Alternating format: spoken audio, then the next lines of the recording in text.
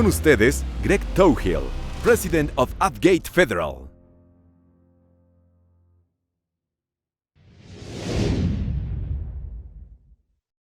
Hello, I'm Greg Touhill, President of AppGate Federal, and today I'd like to talk with you as part of IT Solutions Day 2020. I want to talk to you about Zero Trust.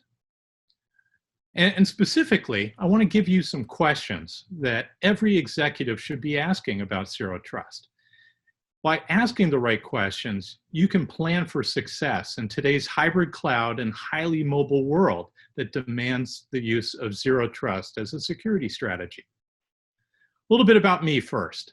I'm the president of AppGate Federal, and prior to taking this role, I was the first federal chief information security officer of the United States government. I also served as the director of the United States government's National Cybersecurity and Communications Integration Center.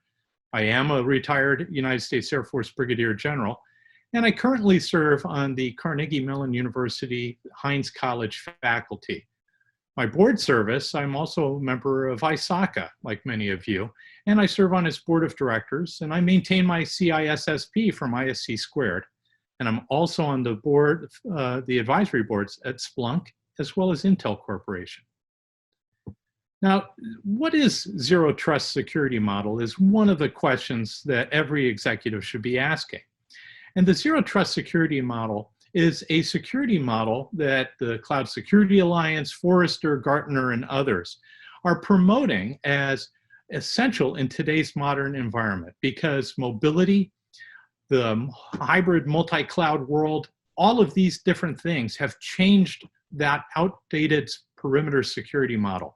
It's defeated the perimeter security model because we keep on poking holes through our firewalls to accommodate all the mobile devices. And the old model said, you know, we're going to have that hard exterior, but we're going to trust on the inside. That no longer works in today's highly mobile multi-cloud environment. And Zero Trust doesn't trust anything. It overcomes fundamental flaws and weaknesses in TCP/IP by saying, hey, we've got to address authenticate first and then connect, and only connect to what we're authorized to see. Unlike TCP/IP, which connects first and then authenticates. Zero Trust is the security model the United States government is moving to, and you should too. And it's really important to recognize why Zero Trust is because IT changed, but security hasn't in the past. The perimeter now is dead, and the mobile computing world and the hybrid cloud world means your information is everywhere. Zero Trust doesn't build around networks, it builds around the individual. We don't want to give too many people access to our information. We only want to give access to those who are authorized. The traditional security models provided too broad an attack surface. Everything was exposed. Once you got inside the perimeter, you had access everywhere. We can't do that anymore because security of our information is security for our intellectual property, the lifeblood of our organizations, our companies, and the like.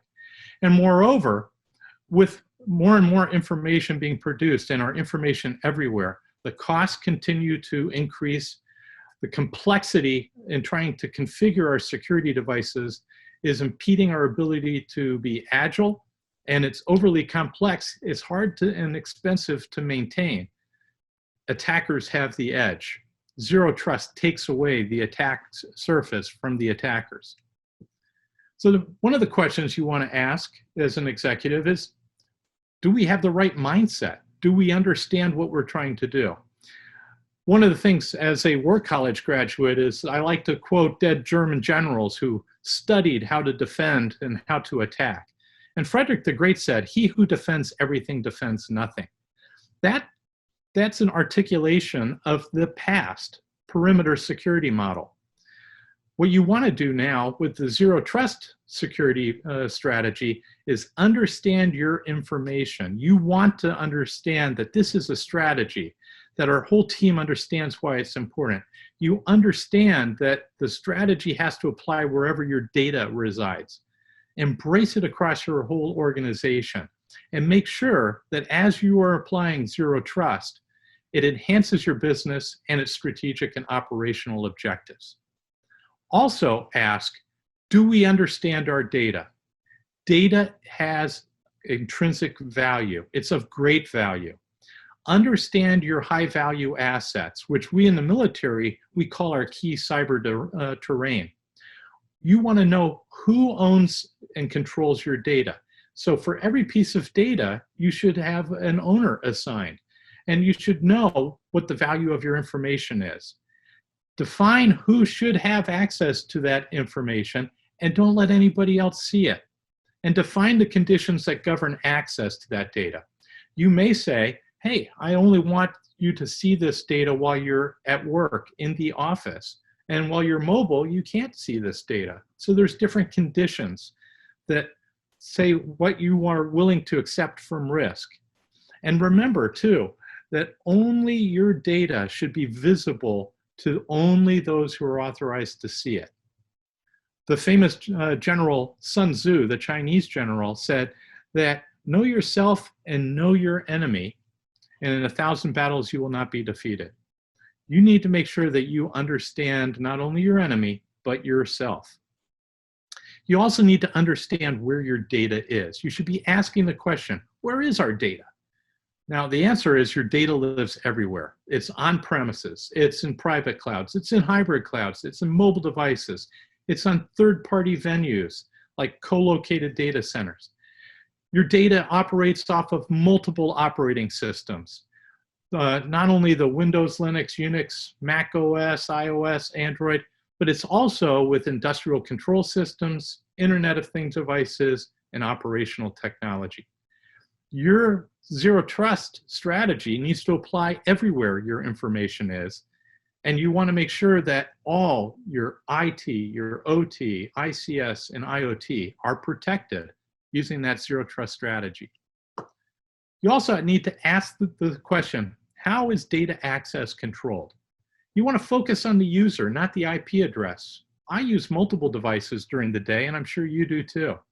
So you want to make sure that you can integrate with lots of different tools and lots of different devices that you use and your people use across your organization. You want to be able to integrate with best-in-class products such as identity and access management tools, role-based access controls, and directory services. You want to use strong authentication, multiple factor authentication. You want to have strong access and authorization controls. And you want to be able to make sure that your policies are being complied with. You want to log everything because your business and your risk content is really critically important. You want to make sure that you are managing your risk. And as you can see here with this graphic, you want to make sure that your access to your information is controlled by such conditions such as your role, where you're operating from, your location, time of day, network, device posture, external systems, and other factors. Know what your conditions are on how you're going to access data. You also want to ask, how is this better than what we have? We've got here an alert that came out from the National Security Agency last month in July of 2020. And VPNs are over 20 years old. Why are we still using VPNs when there's even better security out there for secure remote access? You want to make sure that you don't have static rules, such as what we see with these VPNs and VPN vulnerabilities that nation state actors, criminal groups, and others are taking advantage of. You want live entitlements that are continually assessing where you are, who you are, and the like. You want access to be dynamic and context sensitive. You want it to be extensible and scriptable, and that means that you're able to go out there and have your system grow with you as you add new capabilities. And you want everything logged so you can continually monitor through your SIMs, your security and incident event management systems, and other tools that you have out there. You also want, as an executive, the executives are going to ask you, how does this better protect us? Well, as you can see from this graphic, you should only be able to see what you're authorized to see and nothing else. Here we have a woman who is using a portable device, a phone, to access her information. She's got a secure tunnel going to her information. She doesn't see anything else because she doesn't need to. You want secure, encrypted communications. You only want to connect users to authorized resources and make everything else invisible. You want to make sure that you don't have the ability to move laterally, which is one of the cyber threat kill chain items. You want to make sure that you're continually monitoring in near real time so that your access is tightly controlled. And you want to be able to talk to all of your information at the same time. So you want to have support for multi-tunnels, so you can have multiple secure tunnels if your information is spread out in the hybrid environment. Another question that I get, and I've asked, is, does this work everywhere I need? As a reminder, your information is everywhere. You want a zero trust solution that works everywhere your information is and everywhere you are.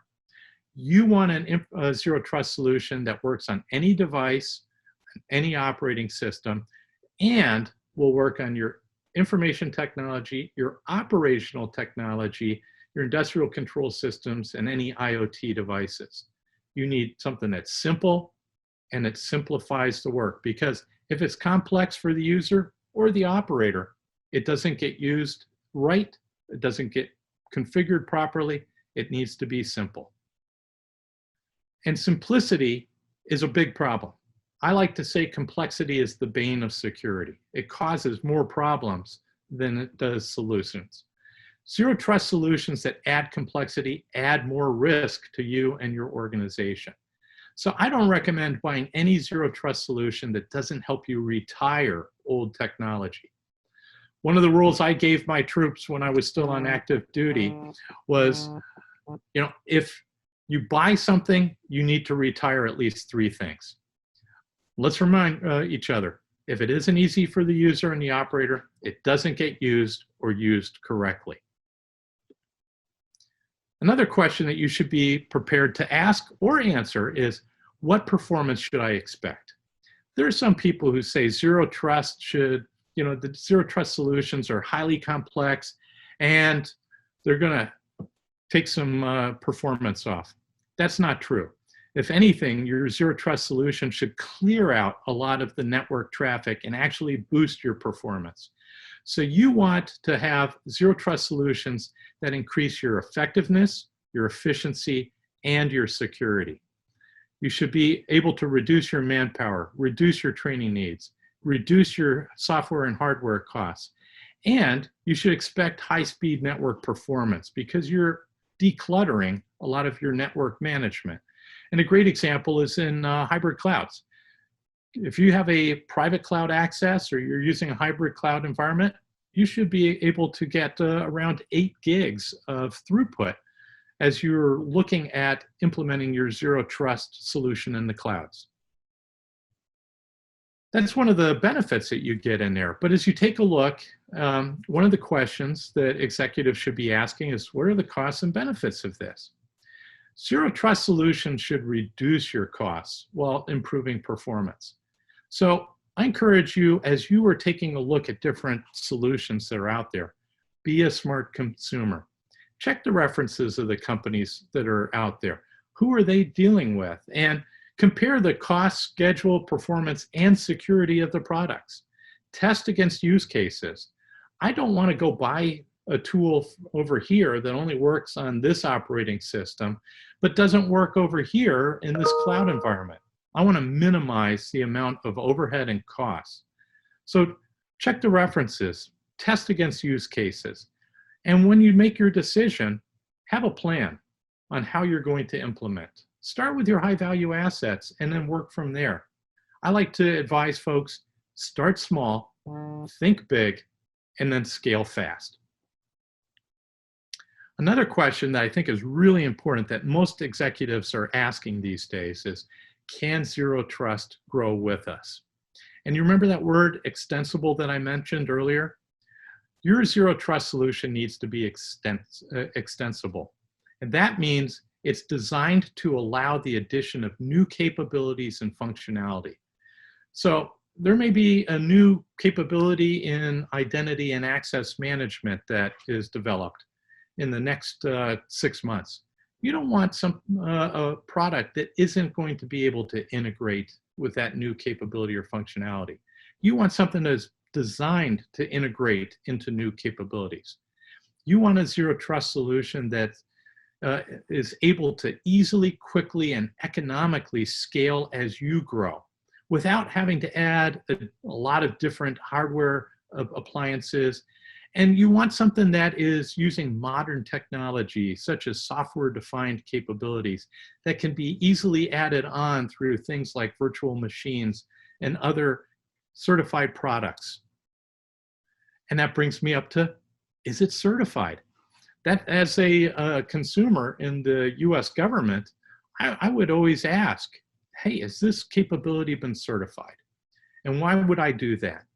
Well, you want products that are certified by rigorous standards and testing organizations to reduce your risk exposure.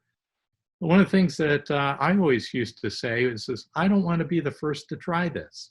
I want to make sure that somebody else has tested it, and then I can review their testing. So ask about certifications from government testing organizations, international standards, and I put up here, for example, Common Criteria, which is an organization that came out of NATO, the North Atlantic Treaty Organization. And now 36 different countries subscribe to the Common Criteria standard. You also want to check such things as original equipment manufacturers. And I use AWS and their Advanced Technology Partnership Security Competency certification as an example. Make sure that before you buy a zero trust solution, that it is in fact certified. And I find that government certifications, such as what we've seen out of the United States and its Department of Homeland Security, Common Criteria, and others, those give you the best bang for the buck, as it were. Those are the best investment because that's independent third-party testing that demonstrates the capabilities, the performance, as well as checks the supply chain and configuration management of the products.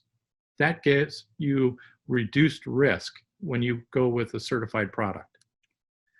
Also, executives always want to ask, and should ask, who else has already bought this? Who's already embraced zero trust? And I'll tell you, this slide here shows you many of the organizations that have embraced zero trust and are marching forward with the zero trust security strategy in their operations. Now you'll notice too that we've got large organizations such as my United States Air Force, the organization I'm still regarded as a general officer in, although in retired status. But let me remind you that size does not matter when it comes to zero trust. We see small organizations, medium, large, and even multinational organizations embracing zero trust. It's improving their security. It's making them more effective, efficient, and secure. So when you're going to your executives and asking, hey, let's go forward with this zero trust security strategy, don't be deterred if they say, well, that's only for the big companies. No, it applies everywhere. Everyone should embrace the zero trust strategy. And as you take a look at where do I learn more about this? One of the things that I've done, and when I did in the federal government, the United States, when I was launching the zero trust security activity in the United States government, so I brought in the experts. Who can come in here who is independent, who's not a vendor, who can help me understand zero trust better? The first one, and arguably the best, is Forrester Research. Forrester is the leader in zero trust research, and they are the author of the Zero Trust Wave that evaluates all the different products that are out there and tells you who's really, really good and who's not as good. It gives you the strengths and weaknesses for each of the different vendors that are out there. The lead researcher at Forrester Research is Dr. Chase Cunningham. He's also known as Dr. Zero Trust. And you could go onto YouTube and or to the Federal Forrester website and see a lot of the stuff that he's published and talked about. You can also go on LinkedIn and see what he's been posting on LinkedIn and other social media platforms. Or you can just reach out to Dr. Cunningham yourself. Ask him and his staff for help. You can also go to Gartner. Gartner has created a different model that's called the Service Access Service Edge model. They call it SASE, and that includes a zero trust network architecture as part of its component. Forrester is known for their zero trust wave. Gartner is known for its magic quadrant. Their lead researcher is Neil McDonald. I suggest go talk to both of them, Forrester as well as Gartner. And as you're looking at solutions for zero trust, if they're not in both the Forrester Zero Trust Wave or the Gartner SASE ratings, then perhaps they're not the best investment for you.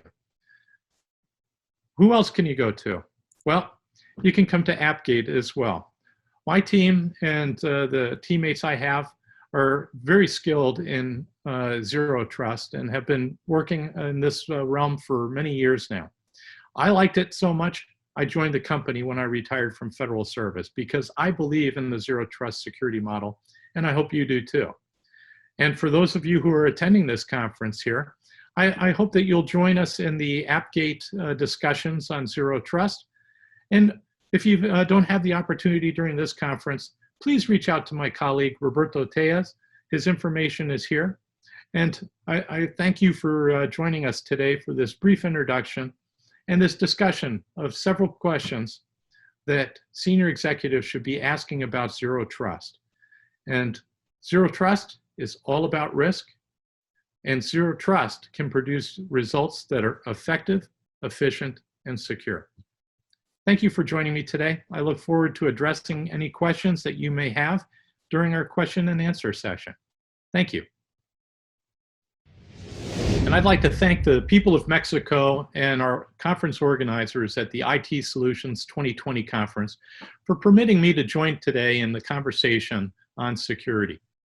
I really appreciate the great leadership of the organizers and the people in Mexico in general for trying to better secure all of our information around the world. It's important for national security and national prosperity that we protect our information and fuel the economies of the world. So thank you. I appreciate you including me in the discussions today.